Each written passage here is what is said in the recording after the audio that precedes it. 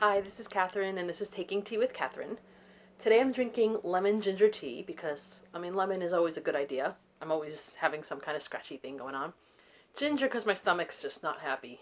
Very anxious right now, not very settled, so it's just helpful to have something like this when possible. So yeah, I'm doing a wrap up slash TBR. It's not probably my most long winded one, or maybe it will be, who knows. But yeah, the I had planned the end of February. I had a couple of days where I had planned to, and I read a lot in February, but to finish up a lot of things so I can get a little more clean slated for March and what I'd planned to read in March. I already did the March Mystery Madness TBR, so that's covered. But that's 5 books, and considering I'm still supposed to be going away for a week in toward the end of March, um, I won't have as much reading time. So I wanted to do as much as possible and have as little left over from February. But something happened that just took away all of my reading enjoyment for the rest of the month, and I'm in March 1st now, still feeling just not totally into concentrating on anything, to be honest. It's a little depressing, but I thought, you know, just keep a little update here. So on Thursday night after work, which was a long day, a lot of physical work in a way, and just wasn't feeling great. But I had an appointment to take my cat, Janie, the one who's been on this channel a couple times recently. I've only had her for a month, to the vet. She hadn't been spayed yet by the previous owner. They said she was, all the vaccinations were done. I don't think they did a microchip, which is important because when I was taking her to the vet on Thursday, which is a walk away from where I live, so I've taken all of my cats except for the very sick ones in a carry case that I've had for over a decade. It's a good case. It has zippers that close it, and it's light, but you can wheel it. So it's great. Zenobia doesn't love it. My older Persian cat, she doesn't like being out at all, so she just howls the whole time. Freddie's only been in it once. He just dealt with it. He was fine. So I put Janie in it on Thursday, and, she got in really easily. She didn't like being in it like any other cat didn't, but she didn't make any noise. She was very quiet, and closed it up, I thought. Got halfway down my block, around the corner. Didn't hear much from her. I thought, well, she's a quiet cat, apparently, and when she's not in heat. And it wasn't until I got around the corner that I decided to check on her, and I realized there was a tiny opening that had not been shut in the bottom, which normally was. For some reason, it wasn't, and she was nowhere to be found. And I looked for hours. It was a very cold night, and I didn't barely even feel the cold. I just looked all over the place. When my sisters came with her husband, we looked around and around. Since then, I've gone on websites, I've gone on all kinds of social media, put up some flyers, although I think I need to put more up. I don't think I put up enough, but I did give some to veterinarians. All kinds of things. Have gotten all kinds of phone calls from people. I think I see your cat. I've gone out at crazy times to look, and there's always been cats, but not her. False alarms, people saying, oh yeah, I think I saw posts of a cat that looked just like yours, and then they never got back to me. Just that kind of thing. It's been a very, very frustrating 3 days. And there's all kinds of stories about cats coming back. It could happen. I'm still sad because, I was taking her to the vet to take care of the things like microchips, getting her spayed, all the things that would have prevented, maybe not prevented her ever disappearing, but would have made this situation less likely. And yeah, it's been the foremost thing on my mind. The only time I actually, besides when I finally fell asleep, which took a couple of days before I fell asleep properly, but the only thing that actually got my mind off of it was I watched a couple of slightly anachronistic or slightly historically incorrect history films, because it just got me so annoyed and worked up over something that wasn't important, so that I got my mind off of it. And that's weird how something that normally would just upset me just didn't upset me. It was just more of a fun, fake outrage. So I recommend it. People keep telling me, people who always say I read too much have been saying, oh, you should just relax, read a book. And I'm like, how can I concentrate on anything when my cat is out there somewhere? Maybe she was picked up by someone, maybe she's still in the neighborhood. I didn't see her get out of her case, so I don't know which way she went. I've kept like old dirty clothes that I rubbed on myself, gross, and my cat, Freddie, because she likes Freddie, kept it outside. Someone removed it because, tidiness. I live in an apartment building. Put some out in the backyard. Someone sprayed the window. I don't have access to my backyard, by the way. Some other cat, I think, sprayed the window because there's other cats out there. No sign of her. So I'm not giving up, although I'm feeling pretty hopeless right about now.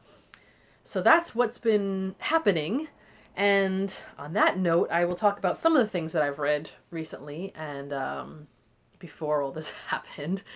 So I'm going to try to be cheerful, but, this is probably one of my more depressing posts today, posts ever, because, this is not the kind of thing that ever has happened to me. I've had losses of pets, of death. I've had losses of relatives and close family members who have died, but I've never had one go missing. It's terrible. It's terrible for the head. And it's not important that I read so many books every month, but I kind of, could use a distraction. And I can't believe how little I can concentrate right now. It's worse than the kidney stone. It really is. It's worse than the kidney stone. So I'm going to stop being such a hypochondriac maybe and just focus on the important things in life. And I'm going to dispense in this one book's case with the whole teen mystery thing, which I'm going to do hopefully in this month with other books. But this one's just kind of the, dare I say, stray book. I don't want to think of that word right now because, yeah. But so I read this. I finished it, I think, on Wednesday or Thursday. So now I can't even remember anything anymore. This is Murder in the Museum by John Rowland, who I've never heard of before, but I really like the cover. It's a British Library crime classic, which in America I think is the Poison Pen Press, but I kind of prefer the British Library just because I'm an Anglophile. Or a Britophile, whatever you want to call it. So it's just, the basic idea of this story is that there is a man sitting in the British museum's reading room. This is before they had the British Library in that location, apparently. And his name is Henry Fairhurst. He's just this intellectual, guy. So they spend a lot of time in these reading rooms. And there's another man, and now I'm trying to remember his name because my brain is totally gone. Julius Arnell. He is an Elizabethan and lesser known Elizabethan, poet, writer, expert. He suddenly dies right near this, oh boy, names are going on me, Henry Fairhurst. And so, yeah, it seems like, okay, he just died. Maybe whatever. But it comes to his attention actually later on, that someone else died in the museum suddenly. And he was a kind of a colleague of this professor. So that's interesting. Is that a coincidence? Probably not. So then Inspector Shelley gets involved. Apparently, this book is part of a series of Inspector Shelley novels, who I've never heard of. I've never heard of John Rowland either. I don't know too much about him, because this is a whole reprint of just different kinds of mysteries of his time period. This was the late 30s. Before World War II really took off, these were the kind of things that were really popular, and after that, maybe not as much, because people had too much on their mind. But, so it comes across, at first, you think it's going to be something along the lines of like an Inspector Morse or Endeavour situation, because, scholars, professors who die, and was there some kind of rivalry, was there some kind of issue, and then this guy who's not,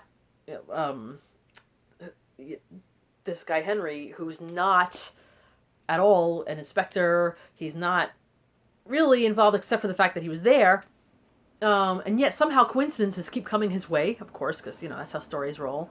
And he lives with his sister, like so many people do in these stories, who doesn't think much of him, so he's trying to prove something to her. So he gets involved in the investigation, and then the professor's daughter gets involved, and her fiance is possibly implicated, and a nephew is possibly implicated. The professor ended up being quite rich. She had some kind of Texas money or something. It was like oil money or something randomly. So of course money is in there. So I don't want to tell you obviously the ending, because you don't do that with spoil, but it wasn't bad. I would give it probably a 3.5 stars, but it wasn't. The villain felt a little bit unrealistic and out of nowhere, and I'm not going to explain any more than that, because like I said, I don't want to give it away. But, and even though it wasn't actually a cozy mystery, it was still somewhat like that. When a random person who's not a detective helps to solve a crime, especially this guy, it does feel slightly cozy for a while. So that was kind of interesting, and it was very London, which was satisfying for me. So would I recommend this as the top mystery that you should read, that if you're looking for something in March Mystery Madness? No, but I wouldn't not recommend it. It's entertaining enough. Yorkshire features in here as well. I seem to be hitting a lot of mysteries of the 20s and 30s that have London and Yorkshire. I don't know why. Maybe people just like to write about that, Maybe the Brontes were making a comeback. I don't know. I've never been to Yorkshire. I think I've been through it at some point when I was on trains, but I'd like to go one day. Here's another book that I finished, and this is The Hidden World of the Fox by Adele Brand, which, again, I'm glad I read back before I lost my cat, because it's kind of hard to read about animals roaming around the city, when I'm thinking about my cat being gone somewhere. No, I'm not going to cry on camera, but I'm pretty upset still. But you guys know that I am pretty fascinated with foxes. I read that book, Foxes on Earth. To be honest, I think Foxes on Unearthed and The Hidden World of Fox, if it could be combined into one volume about foxes, would probably be the perfect book. This is good. It does get more into depth of the life of foxes, from birth to growing up, to the social system as it is, to mating, to whatever violence they can be involved in, to hunting, to their relationship with humans and other animals, to their vocalizations, to their deaths, everything. Not as much about the fox hunts. That other book, Foxes on Earth, talked a little more about that. That's why I say they're good companions, at least. In the beginning of this book, I was a little frustrated because there were a lot of unnecessary typos. I don't understand this. This is not an independent publisher. And as it picked up, it wasn't as frequent. But I was still kind of, again, annoyed. If I found one typo, I would not care. But there were quite a few, and I now, even more so than I'm at Cranky Pants, I'm really like, man, just let me read these over for typos. You can pay me very little, and I'll be fine. I don't, like I said, I don't mind if you miss one, maybe even two. But I just don't understand how someone is supposedly proofreading these things and not catching so many mistakes. It's just like, really? But again, I left part of a cat carrier open, so I can't blame anything for anybody. This is a really depressing... This is a really depressing one, guys. I know. Maybe you guys shouldn't watch this with tea. Maybe you should have, like, whiskey or something, because it's that kind of day. Okay. I think that's all that I haven't shown you guys that I finished reading, because I did a half month check-in. I did the tea and mystery. So that's pretty much it. I think I read about 9 books or was it 10 books? 9 or 10 books in February, which, considering the fact that it is still the shortest month, even with a leap day, is pretty good for me. So I'm pretty happy with my reading, even if the end was a bit of a bust. As far as this is going to be probably the running joke of the year. I did not get to The Three Sisters by May Sinclair. I keep meaning to.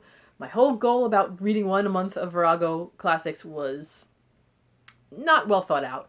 Maybe I'll get to this in March, but it's not really going to be my TBR. So maybe April? I don't know. We'll see. Maybe I'll just pick it up one day, or maybe I just won't. My favorite book of the month, I think, is still going to be Barchester Towers. It just was so entertaining. I wanted to almost stop everything and read more Trollope, but I want to keep my reading varied, and I did go to Book Off a couple times, like an idiot, and I bought a lot more books, so I have a lot to read, which is good. Good, something to, look forward to. As far as the last time I did a unhaul with one that should be kept in my collection, and there was only one that anyone really mentioned. Where am I? And my cat Freddy is on it now, but yep, Freddy's making a comeback. This is it.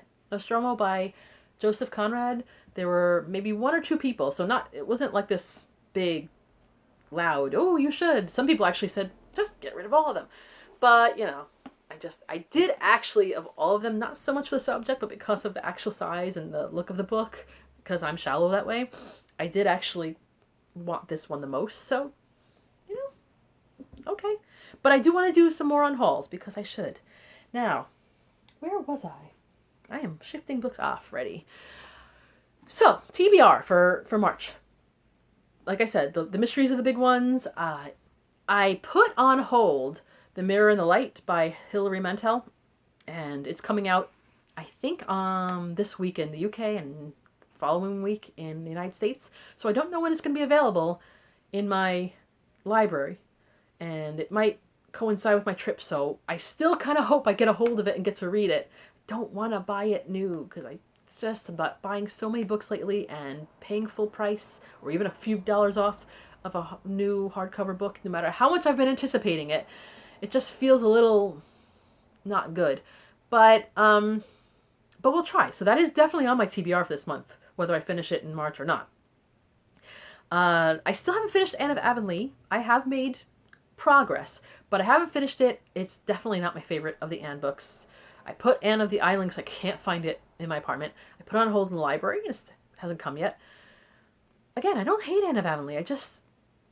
I don't like a lot of the characters that are introduced in this one. There's orphan twins. I think they're twins. And the little girl is such a good little girl, but she's boring. And the boy, he's such a bad boy, but everybody thinks he's so cute, and they can't help but like him, but I don't. And then there's this kid that is in Anne's class. She's a teacher now. Spoiler alert. She's a teacher, and she has this one boy whose name is escaping me. I think it's Paul, who is such a good kid. And he loves his teacher so much, and he's so imaginative, and I don't know, he just annoys me. He's like some kid in Dickens who would die. But I don't know what's wrong with me, why I'm so just not taking to Anne of Avonlea. And I know I read it years ago, and I didn't hate it back then. But I know that I liked Anne of the Island so much better. I remember that from like 30 years ago, so something about that. So we're looking forward to that. Anne of the Island is on my TBR for March, no matter what.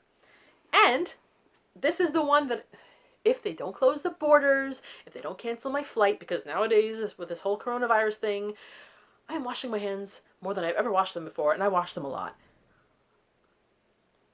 I always, if I don't have a tissue, I cough in my elbow. Not everyone does. I am being very careful, but not everyone is, and whatever happens, to the best of my ability, I will go to London in March this month. If it doesn't happen, then I guess I'll just read more and try to console myself on top of all the other depressing things that are happening lately. Oh, aren't you glad you clicked on this today?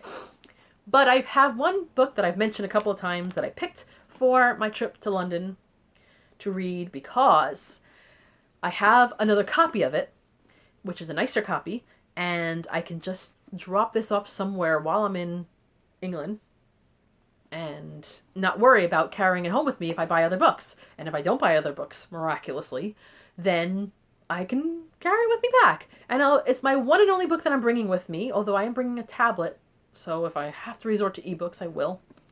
And that is Charlotte Bronte's Shirley. Yes, I have not finished Tenant of Wildfell Hall and Bronte, so I'm in some weird Bronte black hole. But I don't care, because you know what? And I guess because that Virago is slightly Bronte-ish, that's also falling into the black hole. But I said, this is so totable. And I don't like that someone wrote in it, although I have a couple other classics that people wrote in. But this person just, it's not that they underlined. It's not even that they had notes. It's that it's so sloppy. But anyway, so I said, I'm bringing this with me. I will attempt to read it. I don't have to finish it, but I will attempt to get some reading done of this book. And there it is. So Classics community is still going on.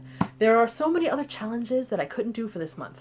There was the Mammoth March of the Mammoths, I think, the big books, and believe me, if I had more time, I would love to take on more chunky books. I have so many of them on my TBR. I might make some more headway in Dombey and Son. I read a few more pages of that again. That's going really slowly. That's not a march. That is a crawl of the Mammoth.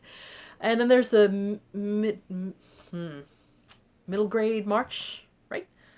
I have read some middle grade books before. I don't know if the and books are that or if they're YA. I don't know what they're counted as. So, but I'm not joining it actively. I think it's nice, but I don't read enough of it and don't want to read enough of it to join anyway. So if I read one, that's fine. There's also something about reading Irish books because it's March. I don't have any plans to do that.